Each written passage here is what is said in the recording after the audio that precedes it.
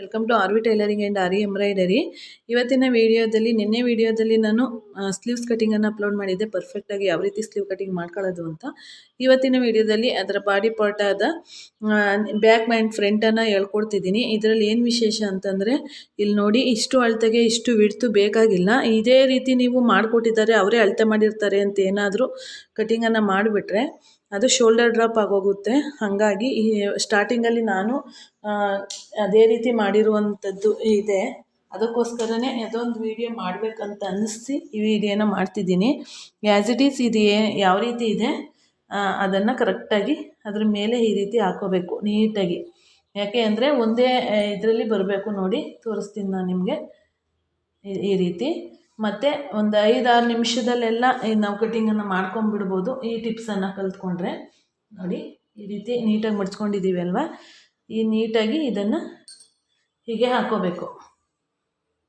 ಈ ಅಳತೆಗೆ ಬಿಡ್ತನ್ನು ನಾವು 2 ಇಂಚನ್ನು ತಗೋತೀವಿ, ಅಷ್ಟೇ ತಗೋಬೇಕು. ಇಲ್ಲ 1/4 ಆದ್ರೂ ನಡೆಯುತ್ತೆ. ಇಲ್ಲಿ ನೋಡಿ, ಇಲ್ಲಿಂದ ಇಲ್ಲಿವರೆಗೂ ನಾವು ಇದಕ್ಕೆ ಏನು ಮಾಡಬೇಕಂದ್ರೆ ಒಂದು ಸ್ಟಿಚ್ಚನ್ನು ಹಾಕೋಬೇಕಾಗತ್ತೆ.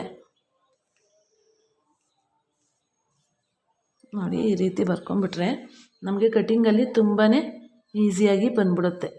ನೀಟಾಗಿ ಈ ರೀತಿ ಬರ್ಕೊಂಬಿಡ್ಬೇಕು. ಈ ರೀತಿ ಬರ್ಕೊಂಡ್ರೆ ಈಗ ನಾವು ಇಲ್ಲಿ ಇಷ್ಟು ನಮಗೆ ದೊಡ್ಡದಾಗಿ ಬಂತು. ಇದಿಷ್ಟನ್ನು ನಾವು ಕಟಿಂಗ್ ಮಾಡಿದಂತೆ ಹಾಕ್ಬಿಟ್ರೆ 1 ಇಂಚ್ ಎಕ್ಸ್ಟ್ರಾ ಬಂದಿದೆ.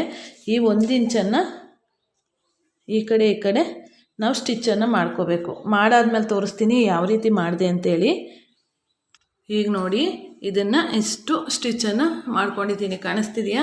ಇಷ್ಟು ಸ್ಟಿಚ್ಚನ್ನು ಮಾಡ್ಕೊಂಡಿರೋದ್ರಿಂದ ನಮಗೆ ಪರ್ಫೆಕ್ಟಾಗಿ ನೆಕ್ಕು ಶೋಲ್ಡರ್ ಡ್ರಾಪ್ ಆಗದೆ ಇರೋ ರೀತಿ ಬರುತ್ತೆ. ಹಾಗಿದ್ರೆ ಬನ್ನಿ ಈಗ ಇದನ್ನು ಫೋಲ್ಡಿಂಗ್ ಮಾಡ್ಕೊಳ್ಳೋಣ. ನೋಡಿ, ಇಷ್ಟು 1 ಇಂಚು ಅಗಲ ಹೆಚ್ಚಾಗಿತ್ತು. ಈಗ ನಾನು ನಿಮಗೆ ತೋರಿಸ್ತೀನಿ. ಈ ರೀತಿ ಇದನ್ನು ಪರ್ಫೆಕ್ಟಾಗಿ ನೀವು ಕಲ್ತ್ಕೋಬೇಕು. ನೋಡಿ, ಕರೆಕ್ಟಾಗಿ 4 ಇಂಚಿದೆ. 4 ಇಂಚಿಗೆ 2 ಕಡ್ಡಿ ಕಡಿಮೆ ಇದೆ, ಸಾಕಾಗತ್ತೆ. ಇಷ್ಟು ಅಳತೆಗೆ ಇಷ್ಟು ಬೇಕಾದಷ್ಟು ನೆಕ್ ಬಿಡ್ತು. ನೋಡಿ, ಕರೆಕ್ಟಾಗಿ ಅಷ್ಟೇ ಇದೆ. 2 ಕಾಲು ನೋಡಿ, 1/4 ಇದು 1/4 ಕರೆಕ್ಟಾಗಿದೆ. 2 ಏನು ಬೇಕಾಗಿಲ್ಲ. ಈಗ ಇದನ್ನು ನಾನು ಕಟ್ ಮಾಡಿ ತೋರಿಸ್ತೀನಿ. ಈಗ ನೋಡಿ, ಈಗ ನೆಕ್ ಬಿಡ್ತು 1/4 ಇಟ್ಟಿದ್ದೀವಿ. ಈಗ ಇಲ್ಲಿಂದ ಇಲ್ಲಿಗೆ 5.5 ಇಂಚಿಗೆ ಒಂದು ಮಾರ್ಕನ್ನು ಮಾಡ್ಕೊಳ್ಳೋಣ. 5.5 ಇಂಚಿಗೆ ಮಾಡಿಕೊಂಡು ಇಲ್ಲಿಂದ ಕೆಳಗಡೆಗೆ 5 ಇಂಚಿಗೆ 5.25 ಇಂಚಿಗೆ ಮಾಡ್ಕೊಂಡ್ರೂ ಆಗುತ್ತೆ. ಇಲ್ಲಿ ಬಿಡ್ತು ಬಂದು 8.5 ಇಂಚು ರೆಡಿ ಬೇಕು. ನಮಗೆ 10.5 ಇಂಚು ಬೇಕಾಗತ್ತೆ. ನಮಗೆ ಫುಲ್ಲು ಬಿಡ್ತು 10.5 ಇಂಚ್ ಬೇಕಾಗತ್ತೆ. ನಮಗೆ ರೆಡಿ ಬಂದು 8.5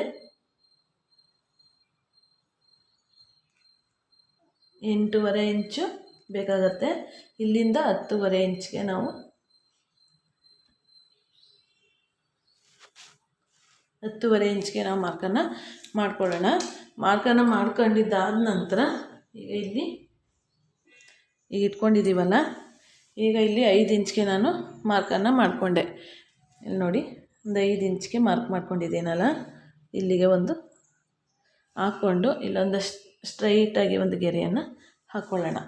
ಹಾಕ್ಕೊಂಡಿದ್ದಾದ ನಂತರ ಈಗ ನೋಡಿ, ಇಲ್ಲಿಂದ ನಾನು ಕಟಿಂಗನ್ನು ಮಾಡ್ಕೋತೀನಿ. ಇಲ್ಲಿಂದ 5ವರೆಗೆ ಇಟ್ಕೊಂಡು ಅಲ್ಲಿಂದ 5.25 ಇಂಚಿಗೆ ನಾನು ಹಾರ್ಮೋಲನ್ನು ಹಾಕ್ಕೊಂಡೆ. ಈಗ ಇಲ್ಲಿ ಸ್ಟ್ರೈಟಾಗಿ ಇದನ್ನು ಕಟಿಂಗ್ ಮಾಡ್ಕೊಂಬಿಡೋಣ. ಇದಿಷ್ಟೇ, 5 ನಿಮಿಷ ಸಾಕು ನಮ್ಗೆ ಕಟಿಂಗ್ ಮಾಡ್ಕೊಳ್ಳೋದಕ್ಕೆ. ಈಗ ನಾವೇನು ಮಾಡಬೇಕು, ನೆಕ್ಕನ್ನು ಅಷ್ಟೇ ನೀಟಾಗಿ ಶೇಪನ್ನು ತಗೋಬೇಕು. ಇಲ್ಲಿ ನೋಡಿ, ಈಗ ಇದನ್ನು ಶೇಪನ್ನು ತೆಗೆಯುವಂಥದ್ದು. ಒಂದು 1/4 ಇಂಚು ಬಟ್ಟೆನೇ ಎಕ್ಸ್ಟ್ರಾ ಬಿಟ್ಕೊಂಡು ಆನಂತರ ನಾವು ಕಟಿಂಗನ್ನು ಮಾಡ್ಕೋಬೇಕಾಗತ್ತೆ. ಅದು ಸ್ಟಿಚಿಂಗಲ್ಲಿ ಹೋಗುತ್ತೆ, ಯಾವುದೇ ತೊಂದರೆ ಇಲ್ಲ. ಅದು ಸ್ಟಿಚಿಂಗ್ ಹೋಗುತ್ತೆ.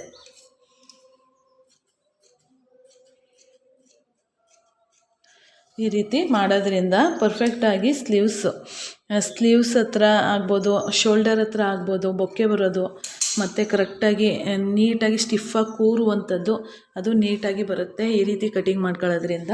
ಈಗ ಫ್ರಂಟ್ ನೆಕ್ಕನ್ನು ಅಷ್ಟೇ. ಈಗ ಬ್ಯಾಕ್ ಪೀಸನ್ನು ಇಟ್ಕೊಂಡಿದ್ದೀವಲ್ಲ, ಅಲ್ಲಿ ನಾವು ಮಾರ್ಕನ್ನು ಮಾಡ್ಕೋಬೇಕು. ಮಾರ್ಕನ್ನು ಮಾಡ್ಕೊಳ್ಳೋದ್ರಿಂದ ನಮಗೆ ಕಟಿಂಗ್ ಮಾಡ್ಕೊಳ್ಳೋಕ್ಕೆ ಈಸಿ ಆಗುತ್ತೆ. ಜೊತೆಗೆ ಇದು ಲೆಂತ್ ಎಷ್ಟಿದೆ ಅಂತ ನೋಡ್ಕೋಬೇಕಾಗತ್ತೆ.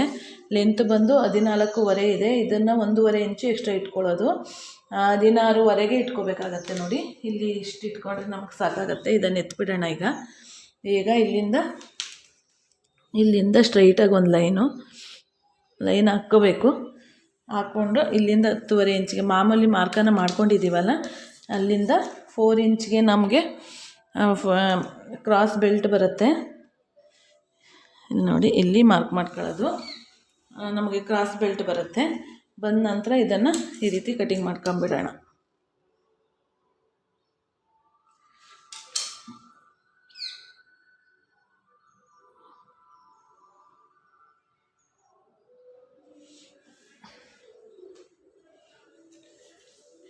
ಈಗ ನೋಡಿ, ಈಗ ಕಟಿಂಗನ್ನು ಮಾಡ್ಕೊಳ್ಳೋಣ. ಈ ಕಡೆ 4, ಆ ಕಡೆ 3, 1 ಇಂಚನ್ನು ಕಡಿಮೆ ಮಾಡ್ಕೋಬೇಕಾಗತ್ತೆ.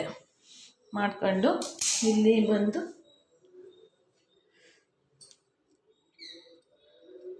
ಇಲ್ಲಿಂದ ಇನ್ನೊಂದು ಸತಿ ಅಳತೆ ಮಾಡೋಣ.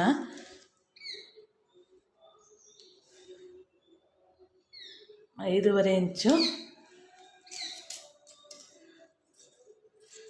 ಇಲ್ಲಿಂದ ಶೇಪನ್ನು ನಾನು ಜೊತೆಗೆ ತೆಗಿತಾ ಇದ್ದೀನಿ.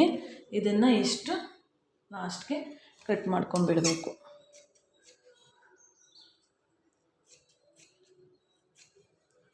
ತುಂಬಾ ಈಸಿಯಾಗಿ ನಾವು ಕಟಿಂಗನ್ನು ಮಾಡ್ಕೋಬೋದು. ಈಗ ನೋಡಿ, ಇಲ್ಲಿಂದ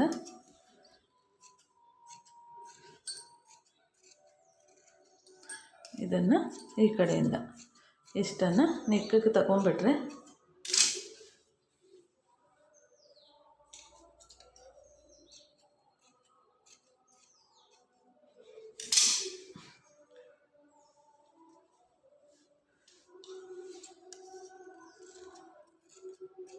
ನೋಡಿ, ಈ ರೀತಿ ಕಟ್ ಮಾಡಿಕೊಂಡ್ರೆ ಫ್ರಂಟು ಕಟಿಂಗ್ ರೆಡಿ ಆಯಿತು ನಿಮಗೆ. ಈಗ ಫ್ರಂಟು ಕಟಿಂಗ್ ರೆಡಿಯಾಗಿದೆ ಮತ್ತು ಬ್ಯಾಕು ಕಟಿಂಗು ರೆಡಿಯಾಗಿದೆ. ಈಗ ನೋಡ್ಬೋದು, ಎರಡೂ ರೆಡಿ ಇದೆ. ಈಗ ಸ್ಟಿಚಿಂಗ್ ಮಾಡೋದಕ್ಕೆ ತುಂಬ ಪರ್ಫೆಕ್ಟಾಗಿ ನೀಟಾಗಿ ಬರುತ್ತೆ. ಸ್ಟಿಚಿಂಗ್ ಆದಮೇಲೂ ನಾನು ತೋರಿಸ್ತೀನಿ ಬ್ಲೌಸ್ ಹೇಗೆ ಬಂತು ಅಂತೇಳಿ. ನೋಡಿ, ಈ ರೀತಿ ಬರುತ್ತೆ. ಈಗ ನೋಡೋದ್ರಲ್ಲ, ಈಗ ನೋಡಿ, ಇದರ ಅನಿಸಿಕೆ ಅಭಿಪ್ರಾಯನ ತಿಳಿಸಿ ಅಂತ ಹೇಳ್ತಾ ಇಲ್ಲಿಗೆ ವಿಡಿಯೋನ ಮುಗಿಸ್ತಿದ್ದೀನಿ. ಧನ್ಯವಾದಗಳು ಫ್ರೆಂಡ್ಸ್.